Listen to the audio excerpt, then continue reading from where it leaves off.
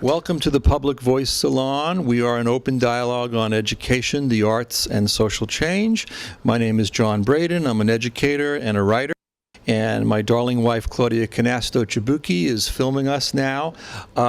And we are so delighted today to be in the home of Joan Shepherd in Greenwich Village. And she's with her very good friend, Harvey Grossman.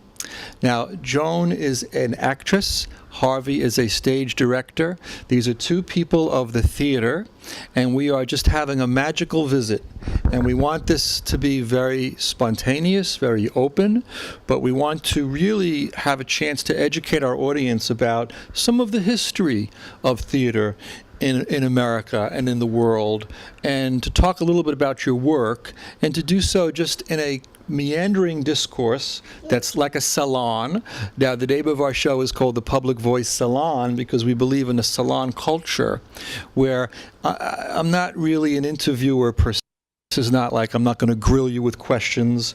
This is just a spontaneous discourse. It's like when people gather in cafes for cafe culture, or, you know, in a salon, right? So this is a salon about theater and about culture, but it's also a magical visit with Harvey and Joan in Greenwich Village. And so let's begin with Joan. And Joan, you could just introduce yourself and talk a little bit about your work and a little bit about how you know Harvey. Hi, I'm Joan Shepherd. I've been an actress since I was 7 years old. I am now 84, and I am sort of still working. I mean, I wait for them to call me. I don't go out and audition anymore, although I do have an occasional audition. I love to work, and I'll be in a play in October, which I've already done, and it's a very interesting new play. And that's what I'm doing right now. But I have spent my lifetime since 1940, when I was 7, in the theater. My first show, shall I go on? Go ahead, yes. Okay, my first job was a very important one. I was an extra in Laurence Olivier and Vivien Leigh's production of Romeo and Juliet. And this was in the spring of 1940. And I had... A movie or a play? A play. Okay. I had come from England at the beginning of the war. And so I talked like this, you know, I was very English. That's how I got the part. Anyway, I was going to professional children's school, not as an actor, but as a pianist. I was supposed to be a concert pianist. You can see the piano, it's in the background. Take a look at the piano. My father wanted that for me, but it was not to be, because once I discovered theater, I didn't want anything else. So I went on an audition, just by chance, and it was for this production of Romeo and Juliet on Broadway, and they were looking for a very small girl to be an extra in the first big scene, crowd scene, in Romeo and Juliet, and that was my first job. And I've been doing it ever since. I fell in love, and I never fell out of love. That's so wonderful. I'm excited because Claudia and I live in Hoboken, New Jersey, and they're going to stage a Romeo and Juliet at the local public library this week. So I'm excited to go to any kind of theater that I love. You know, in this case, it's free. It's at the public library. And the first time I read Romeo and Juliet was in high school. I didn't get it. I was like, it was one of the, like when you were, you know, it just didn't understand it. And later when I was in college, I had the play again because I studied Shakespeare in college. And at that time I got it because I had a wonderful teacher. And also I had been in love. I think one needs to be in love in order to understand Romeo and Juliet. So thank you so much, Joan, for introducing yourself into this dialogue. And now we're going to turn to Harvey Grossman, who is a stage director. And Harvey was a student of Gordon Craig, one of the great English directors, man of the theater, and that played a big role in your life as well. So introduce yourself to our audience, Harvey. Well, hello, I'm Harvey, and I'm happy to meet you all, if I can put it that way. About Gordon Craig, who John just spoke about. When I was 14, I saw a design for Hamlet in a book. It was a history of the theater, and at the end, in the more modern section, there was a photo of Craig and this design of his. And somehow when I saw that design, though I didn't even know if Craig was alive, I thought, this is my teacher. And I stayed with him, reading his books and thinking about him, even wrote an article about him that I managed to get published, all before I'd ever met him. Then I got over to France. He lived in the south of France, and I hitchhiked out of Paris and eventually got to Vence in southern France, where he was. And I became, I guess, what you could call his last pupil and assistant. I'm certainly the last pupil and assistant of Craig on earth still. And that was really my beginning and has influenced all my theater work ever since. I got at a certain point in the late 1950s to an idea of a new type of theater, and I never thought it was based on Craig, but I realize now that if it wasn't for that influence, I could have never been pushed to bring his vision further, which I tried to do in this theater. I guess I won't go on because I could talk all day, but that's not the point. Now, what's interesting is how this all came about. This came about because of a mutual friend, Beth Grossman. Yes, your niece. We were talking, Beth and I happened to mention my grandmother's second mother, Blanche Walsh, who was a great American actress who brought my grandmother from England to America when my grandmother was 7 years old. Same as you. You were 7 when you came here. Oh, my goodness. So we have in our background, in our DNA, is theater. One of the things Blanche Walsh tried to do was create a national theater. She wanted an American national theater because she was concerned that big money was destroying the integrity of the arts. This was in the 1890s. She felt that plays were being reduced to formula plays, right, to make a buck. And so she said there should be a national theater, chain of theaters nationwide, where the regular folks could see serious theater at a low cost. And she was out there giving lectures on it, Blanche Walsh. So with that in mind, let's talk about the arts today and how things have changed. And in terms of the integrity of the theater work that you represent, what is the difference between the theater of the golden age of theater, let's say, of Laurence Olivier, of Sir John Gielgud, of these great names, you mentioned Laurence Olivier, and the acting world of today? There is a night and day difference, of course, because there's always going to be. And there's no way you can hold on to the old ways, and probably you shouldn't. The theater today, the thing that I find is bad is that nothing can go on tour except musicals. I mean, that's what it is now. The big musicals go out, they cost a mint to do, and that's why, because they can charge a lot of money to see them, and there's no harm in that. But a regular play doesn't go out anymore. They're done in regional theaters all over the place, which is good, because that wasn't happening 50 years ago. And now we have regional theaters in most of the big cities, and they do a series of plays every year, and that's great. And that is about where we stand now. But there is no more touring of just a play. It has to be a musical. We were talking earlier as well. You mentioned Charles Nelson Riley, who was a good friend of yours. And Charles Nelson Riley was the director of that great play about Emily Dickinson, The Belle of Amherst on Broadway, which my dad worked backstage. He did the spotlight on that.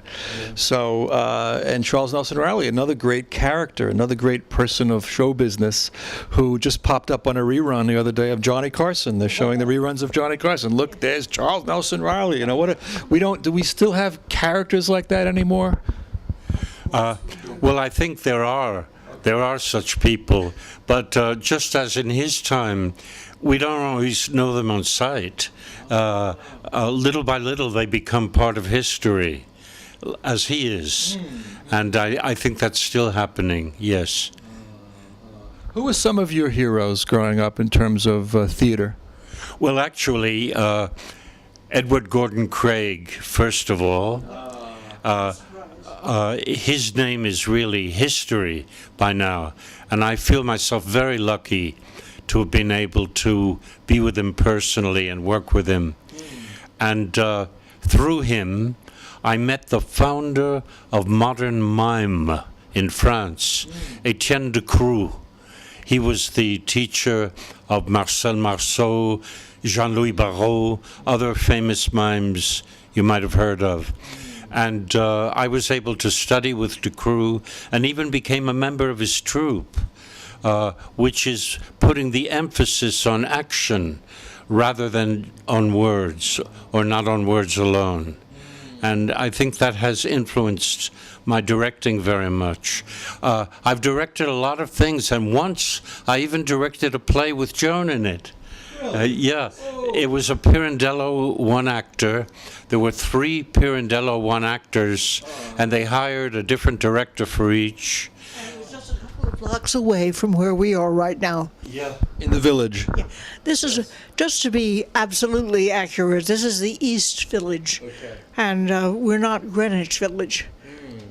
Well, the East Village is more cool and hip, and it's very funky. It's very like Claudia and I, it was great to come from Hoboken to the East Village today because we went to a cafe. It's a whole different culture. You're imbibing a different energy when you're here. Yes, you are.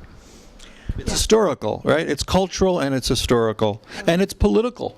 Let's face it, it's a political. This is a left-leaning enclave. This has always been a revolutionary, radical space, politically and culturally.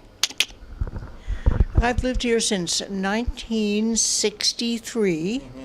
We came. Year I was born. Oh boy. Well, actually, that's sort of nice. You can remember. 1963. The climate was, of course, very different, and this street, 4th Street, where we live between 1st and 2nd Avenue, was bleak. It was bleak. But there was something about it that I found, it drew me to it. And we were shown an apartment by, some real estate outfit, and we couldn't get in because they didn't have a key or something. We were outside. And we looked at this building from across the street, and I was drawn. And 55 years ago, yeah. Let's talk about the work you've done over the years in terms of the plays that you were in, that you directed. What are some of the best that you remember, the best that stand out, the memories of some of the works that you've done? Well, I can talk about my touring troupe that was founded in New Hampshire in 1966. And all the work that we did was taking stories and books and legends, not written for the stage, but for which we created in rehearsal a theater form. And it began to be only in New Hampshire. We called ourselves the Players Theater of New Hampshire. But then we expanded to other New England states, so we became the Players Theater of New England. And if you would say, well, when did this end? It never did. Even though most touring redirecting of plays I've led before, have been in Europe lately, yet we still talk about the Players Theatre of New England. And some of the outstanding works we did, they've been written about, but you had to see it. The writing about is not enough.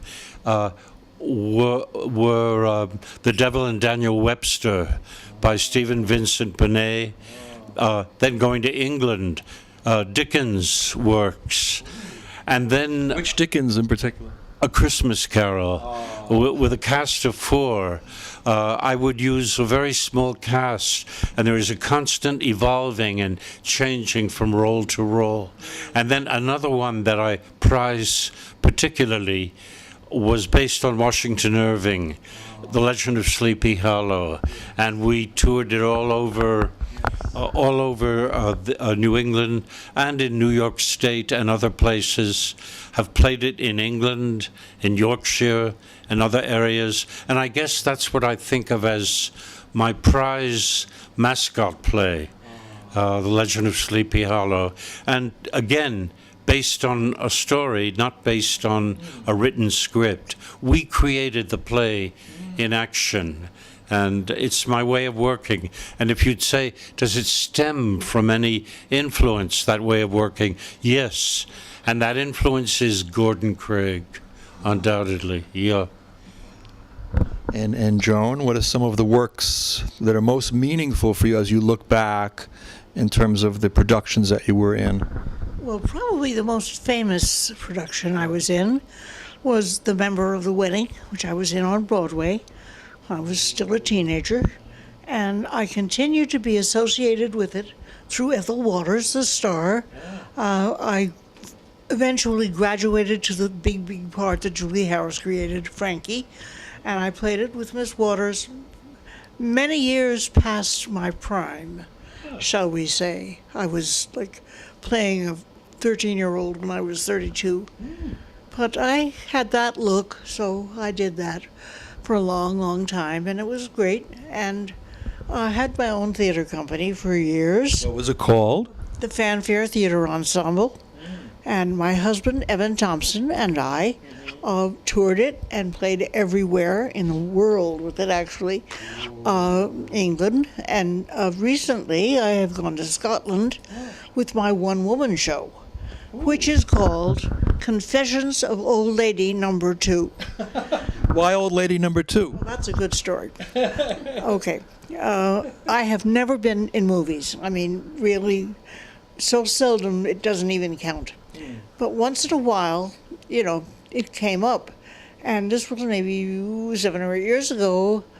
I was cast in a very small, non-existent part in a movie called College Road Trip.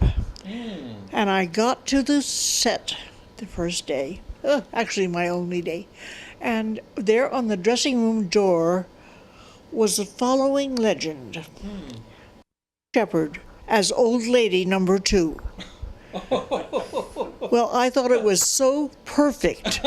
It summed me up. There I was, Old Lady Number 2. So that's what I named my one-woman show, Confessions of One Old Lady Number 2.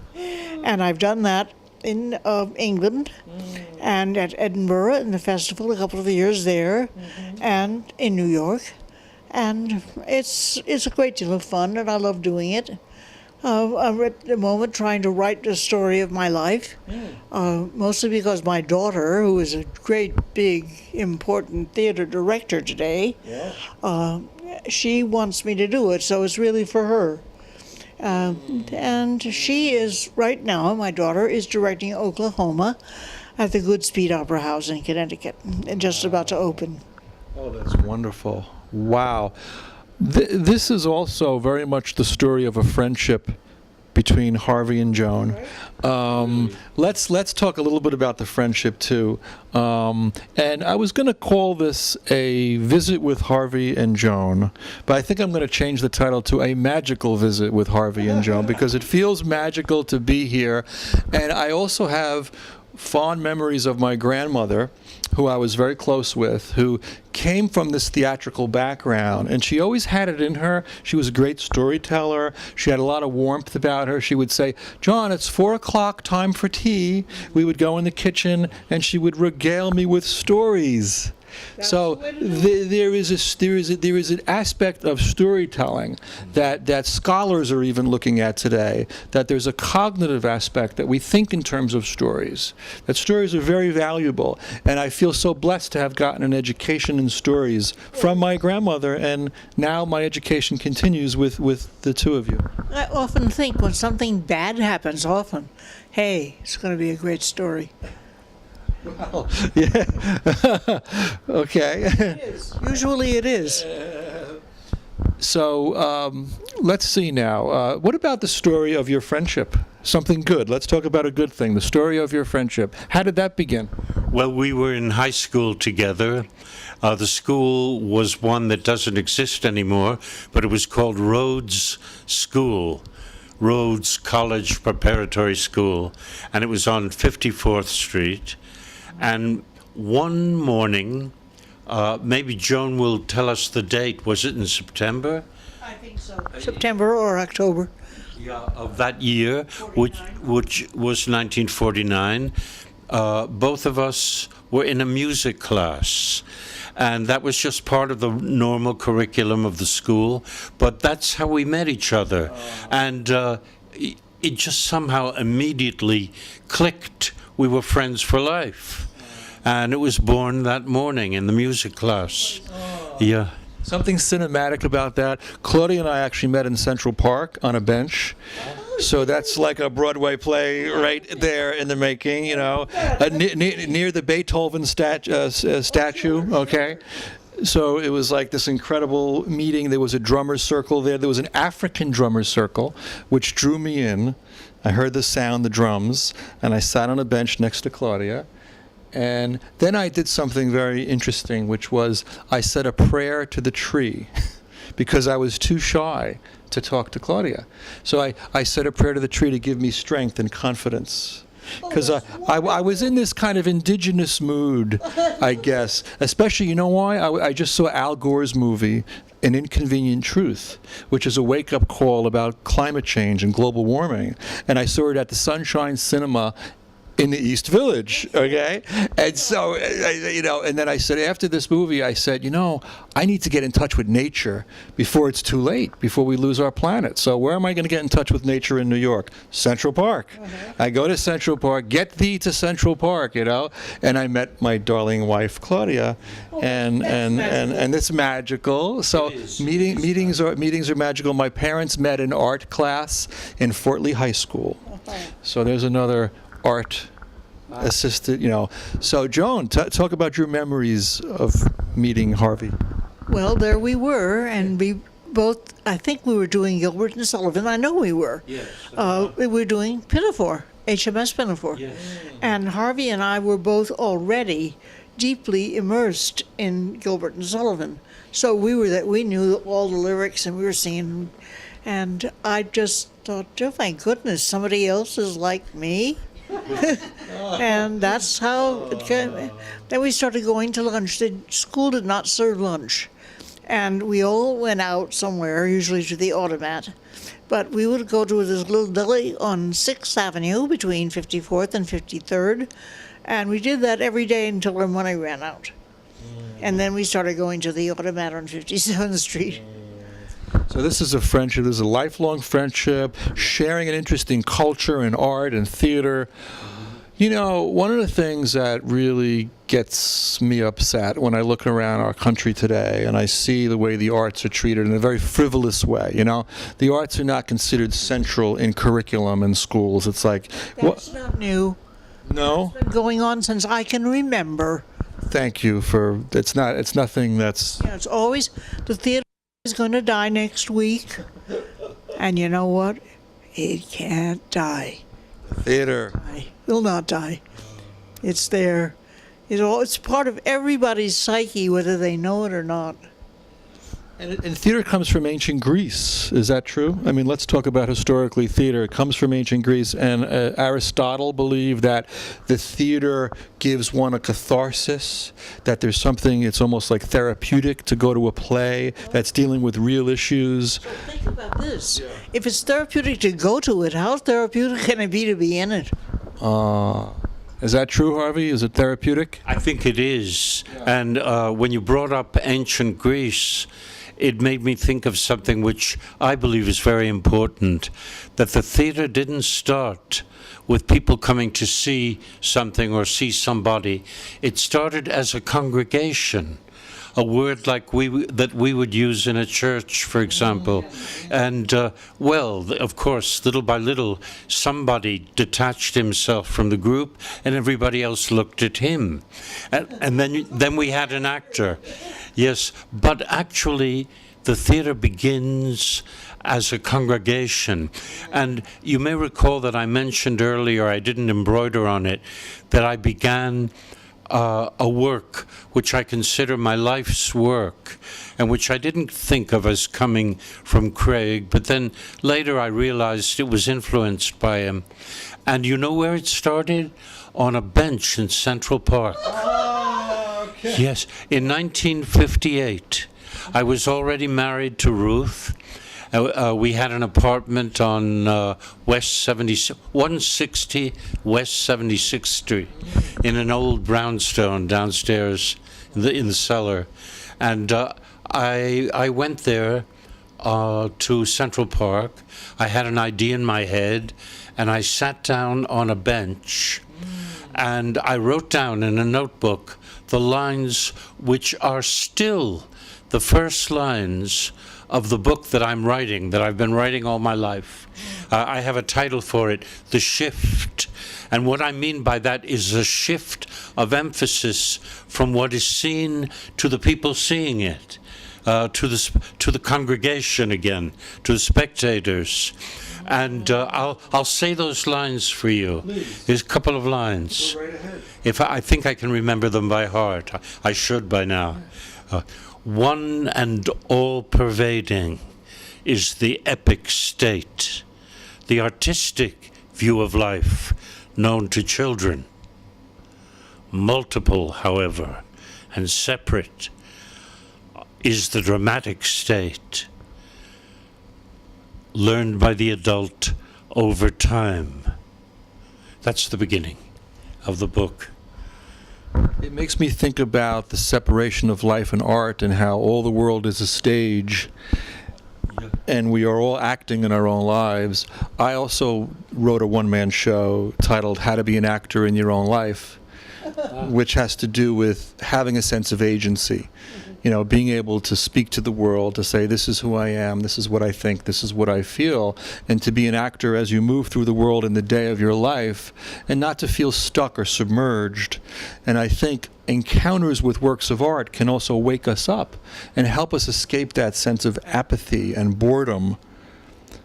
Does that make any sense? It does. Boredom is death. Boredom equals death.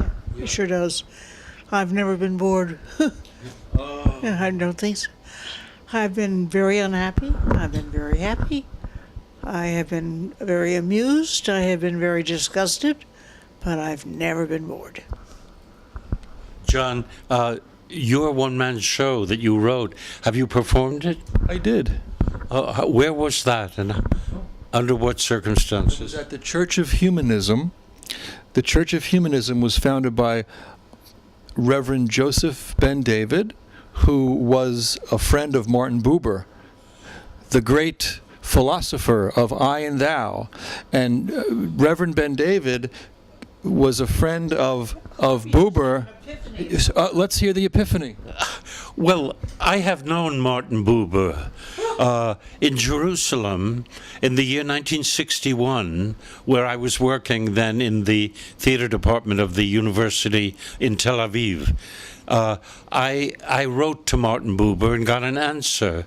And he said, if you can be in Jerusalem, and he gave a day and an hour, you can come and visit me, which I did. And I brought with him the beginnings of what I call my life work, this idea of a theater.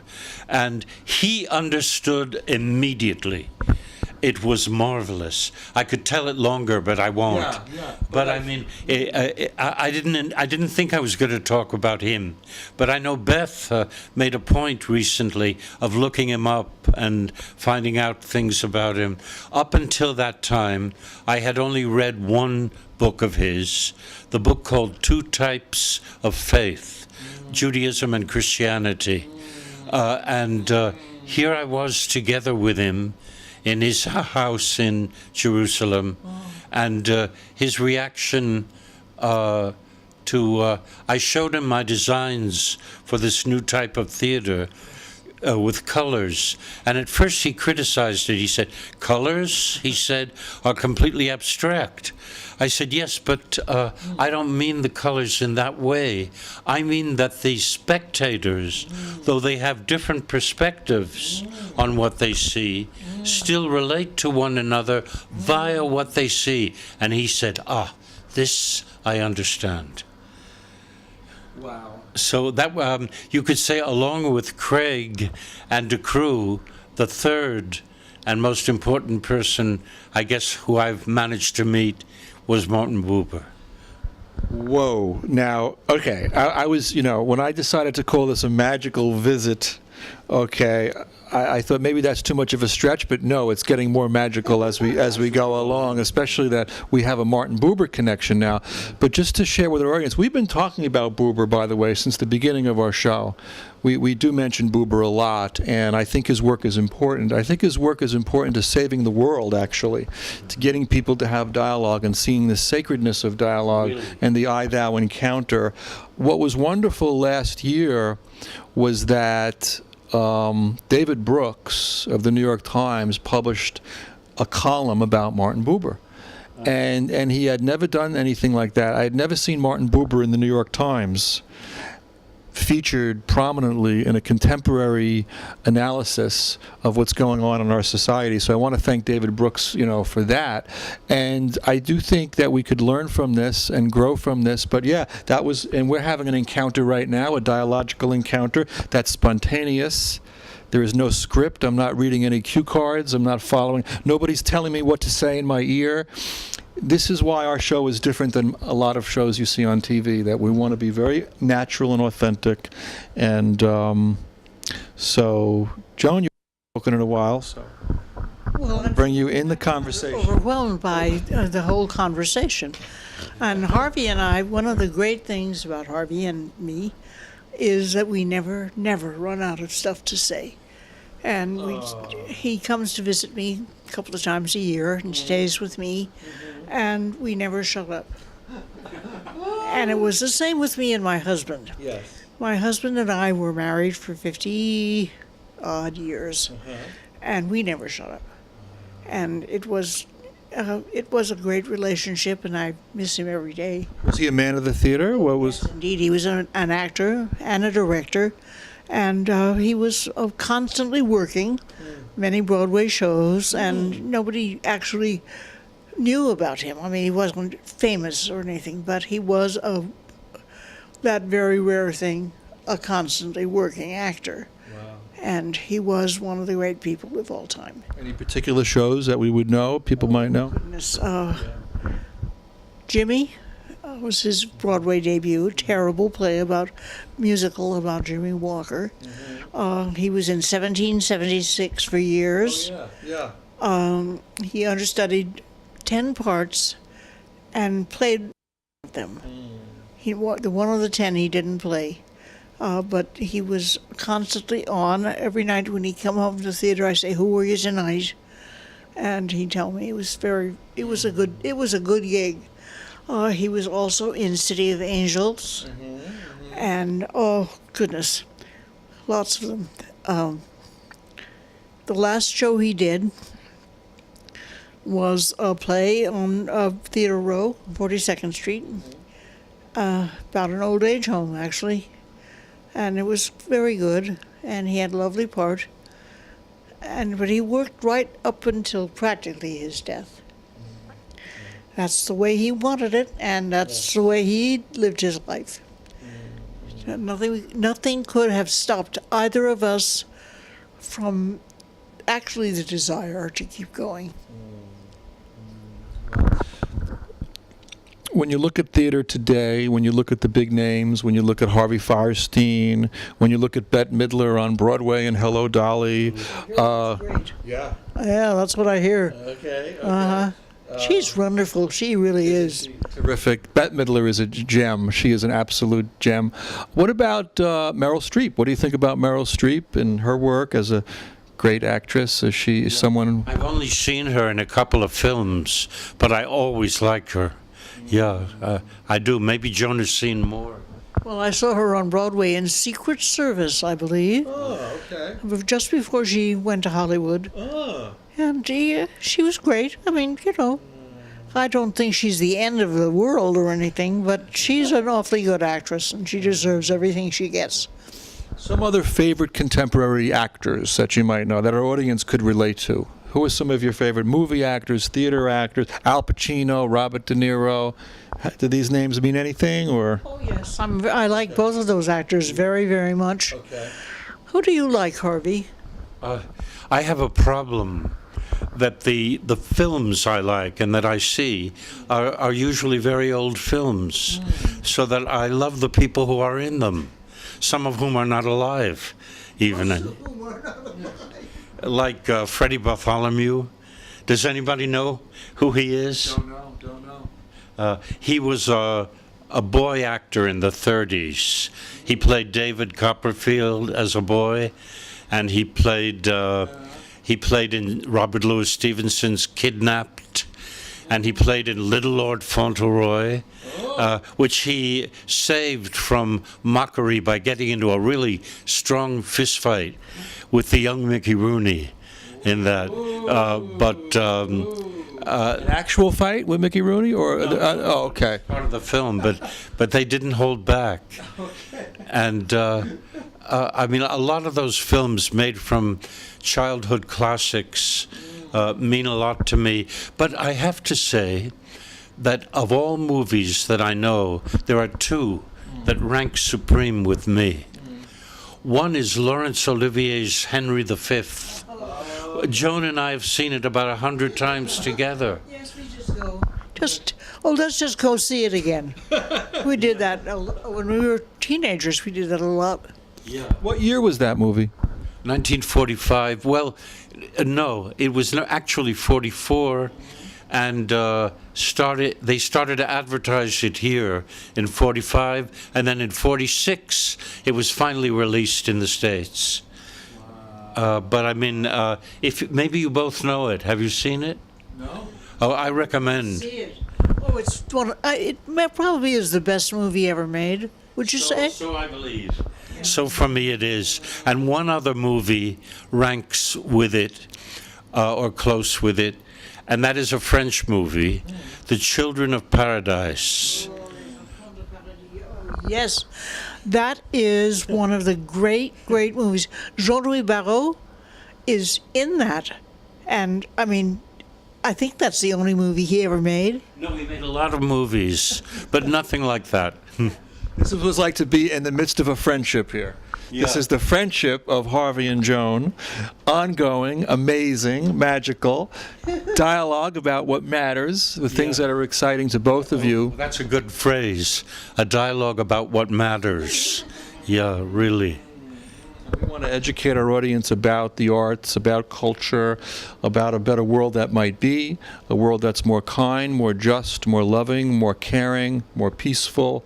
We always like to touch on those. The word now is kind. Kind. If everybody would just be kind, everything would be okay.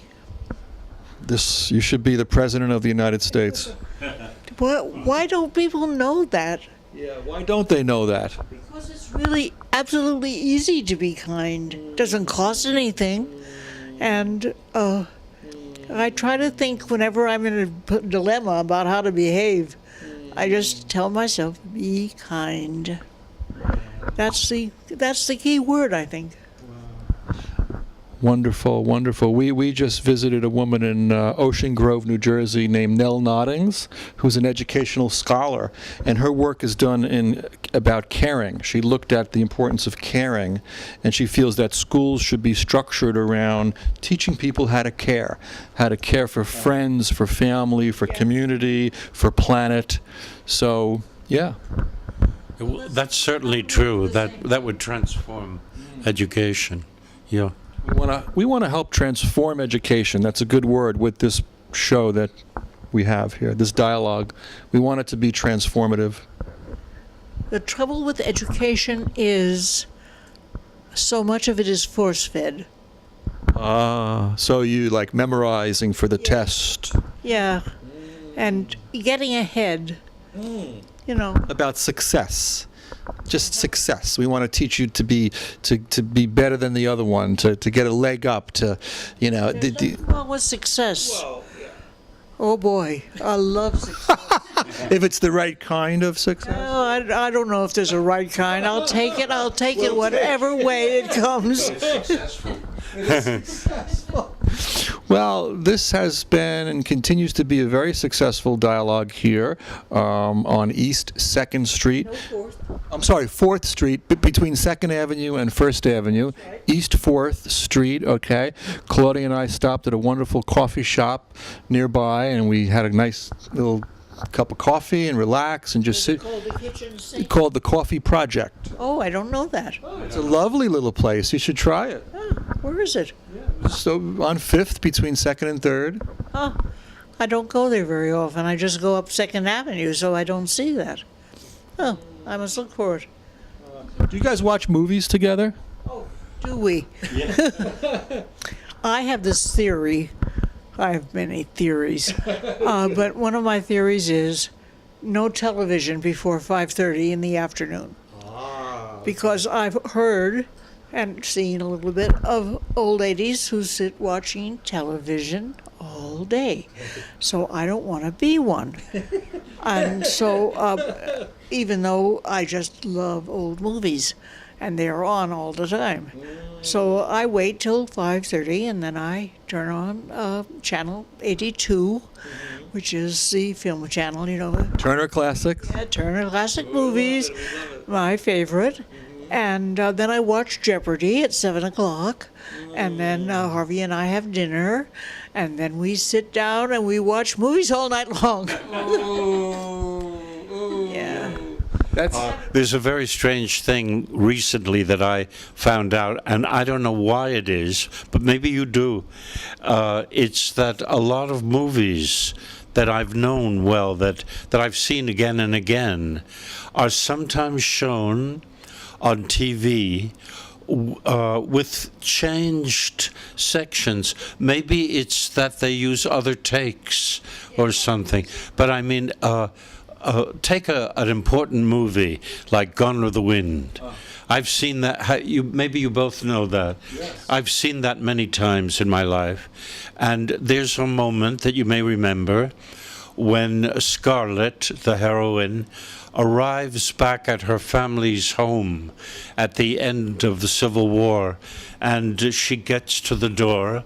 And the way it's always been, the black servant now, who used to be a slave but is like part of the family, Mammy, her name is, played by Hattie McDaniel, opens the door.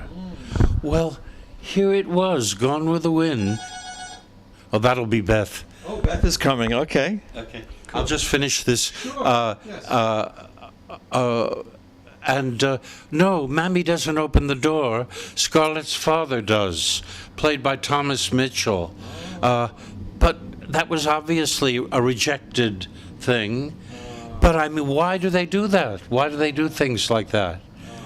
Because that's what they have on hand, I think. Maybe, but I never could conceive it. The Wizard of Oz, they went the other way and corrected a fault. which I can tell you later. Maybe, who's going to answer the door? Oh, we have to, the Beth, okay. All right, so now Beth just arrived. I opened up the door for your niece, Beth, and she's preparing a little lunch for us afterwards. So, nice. So this conversation will blessedly go on here. Unfortunately, our audience won't be able to see that, but this is, we before we started filming, we began this wonderful dialogue here about theater, about art, about creativity, and just having a conversation, just having a salon.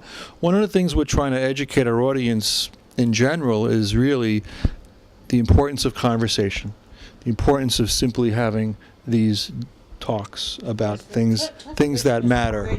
A thief of conversation. Television is a thief of conversation. Yes, and I think that happened in our country, and all over the world, no doubt.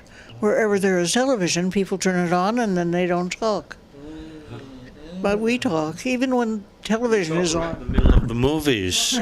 Movie, right? We never shut up. Never. And we're never going to, right, Harvey? Exactly. I have a wonderful memory of my grandparents on my mother's side. This is the Hungarian, my grandmother who's 100% Hungarian. She was married to a man who was half German, half Italian. They both lived in New York, you know, real New Yorkers, right? And they would watch TV together and they would laugh together. And the social experience of watching television together, I think, is something that's very much part of, you know, watching together. Claudia and I spent a lot of time when we were dating going to the film forum and watching old movies at the film forum. That was a very crucial part of our life. That's still there, I guess, huh? Yeah. Yes, and they're having a festival now on movies from the 1970s that show like the gritty New York from the 70s, and the movie Network is playing there with Faye Dunaway, which shows you about the problems in media, how it started becoming about corporate big money and news as entertainment and stuff like that. But you mentioned Turner Classic Movies before.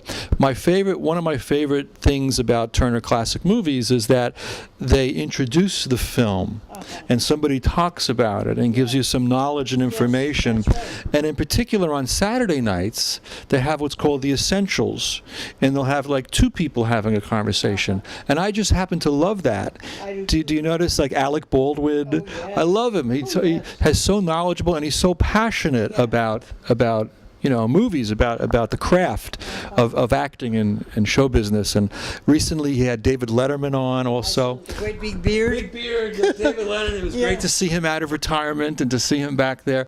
So yeah, what is the importance of conversation about in your life? The importance of conversation. Well, the thing is that there is the life in the other person that makes you able to express what you want instead of sitting alone and I mean that's just a world in itself. You could say, would it just be any two people? No, it has to be two people where there's some kind of click, and that we had from the first morning we met. As I said, we never shut up. Yakety yak all the time.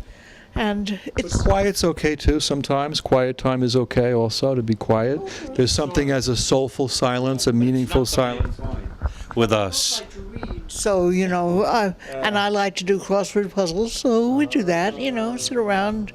We don't talk then, but we get started and we just can't stop. I want to segue now toward theory and film. Say it again? Theory, intellect, and theory and film, and ideas about theater, about acting.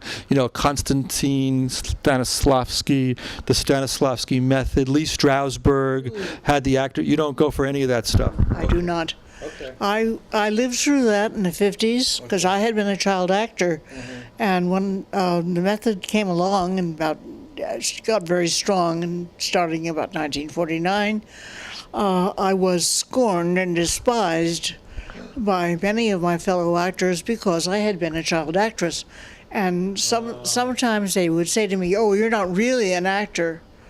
And so I came to not like that part of the business. You felt bad about that. I felt insulted, And then I went to England, back to England, and went to the Royal Academy of Dramatic Art, which of course is not anti the method, but they just recently decided something about it, so that's a long time ago.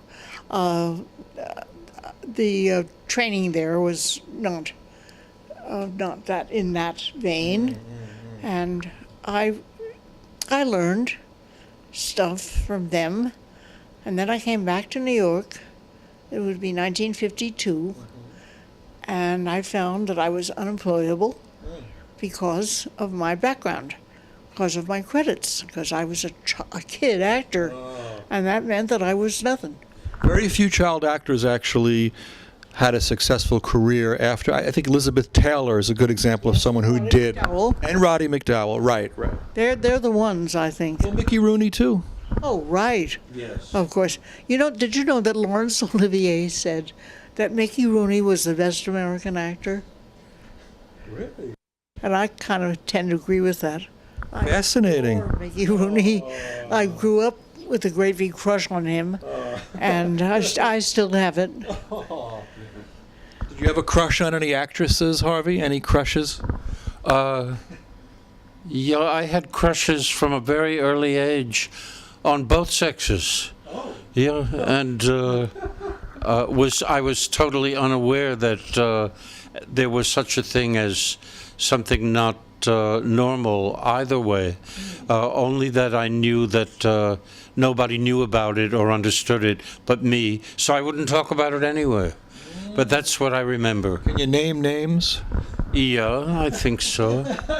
If I try. Okay. Yeah. I remember that I had a crush on two people who used to perform together, interestingly. One was Alice Faye. Okay. Do you know? Heard of her, yeah. And the other was Tyrone Power. But both of them, only in their early films. When both of them, particularly Tyrone Power, made films later, and so did Alice Faye to a degree. But later, for me, they lost the luster that they had early. Yeah. Wow. Alice Faye. Now, what was she in? What was some of the... Alexander's Ragtime Band. Okay. That's where I loved her the most. Yeah. She was a musicals person. She was in musicals, singing and dancing.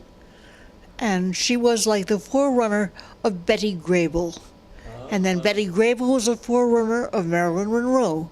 And that was the succession of that kind of Hollywood person.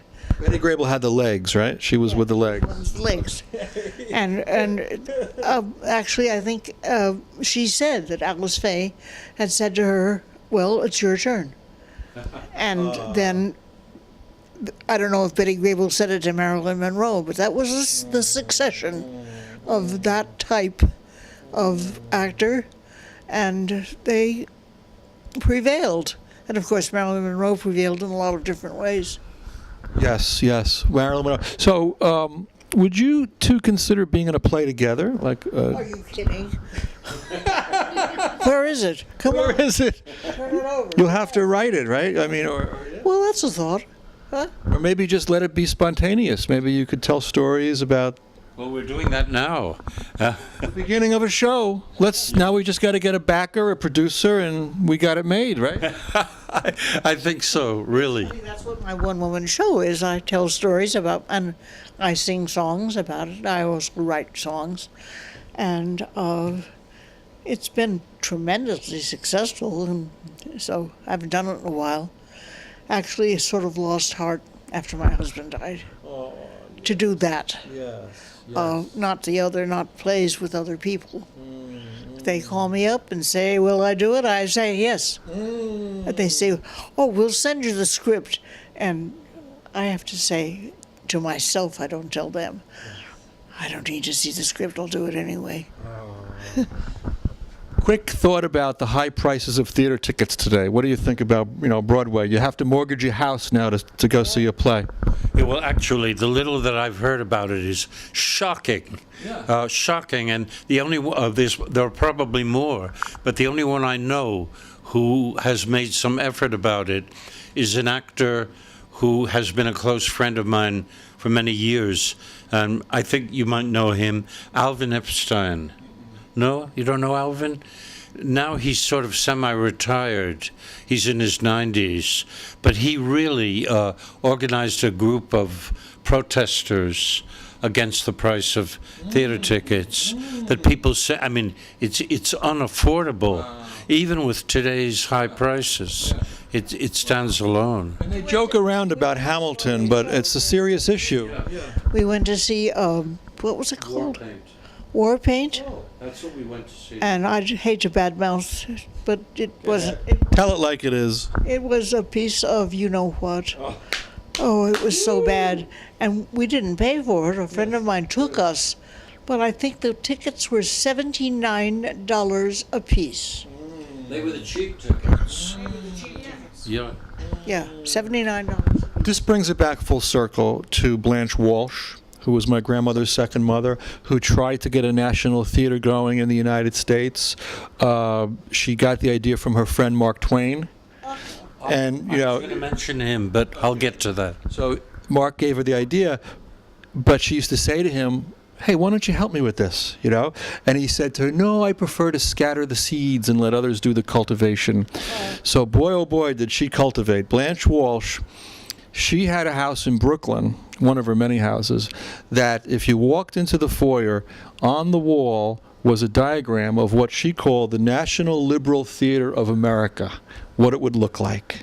And it would be a chain of theaters nationwide where the great masses of people could see serious plays at a low cost. And once a week there would also be a lecture. Somebody would come in and give a talk. People could learn stuff. And they would. This was in the 1890s. She was actually advocating for a national theater. England has a national theater because of Sir Laurence Olivier. I think the National Theater dream has to be jump-started again. I think it has to be reintroduced. I don't think it's ever existed here. No, but we're going to try to do it again with our show. We're going to, by talking about it, we're going to try to get it. Yeah. Beginnings of it, but it never got anywhere. Not yet. Not yet. Let's say the word yet. Eva Gallienne very, very, very much tried. Yes. And that was the last, she tried it twice, once in the 20s and once in the end of the 40s into the 50s. And I saw a number of those productions of the 40s and 50s as a kid, and they were quite wonderful. Wow, and that was the idea. It was going to be a national theater with the same actors and classic plays. Mm-hmm. She did, well, this play is a boring, totally boring play. I saw it. John Gabriel Borkman by Henrik Ibsen. Yes. Oh, my word. Was very Ibsen-minded. She was very Ibsen-oriented. What a bore. Oh. We don't believe in boredom, right? We don't believe in boredom. Okay. No, I mean, I had to hold on to my seat so I wouldn't leave. You know who the last person to try a national theater was? Trivia question. Tony Randall. That's right. I remember because my husband auditioned for him. Oh, right. We love Tony Randall. Tony Randall was great. You know, like the character he plays in The Odd Couple, Felix, he was like that in real life, certain aspects. Yeah. I don't know if he was a neat freak or not, but he loved culture. He was really a man of culture. Yeah, he was kind of a neat freak. He was a neat freak. Yeah. Well, this has been such a lovely soiree. I feel like we just started. And Claudia tells us it is now time to say goodnight for now, say good afternoon for now, from the apartment of Joan Shepherd in the East Village with her very good friend Harvey Grossman. Harvey's niece Beth brought us together, and I'm so delighted for this enchanting dialogue, and I look forward to many more to come. Thank you both for being guests on our show. And for having us. It was a lot of fun. Thank you, and bravo in the way you handle it, really. Thank you so much. Thank you, and thank you for watching. Thanks.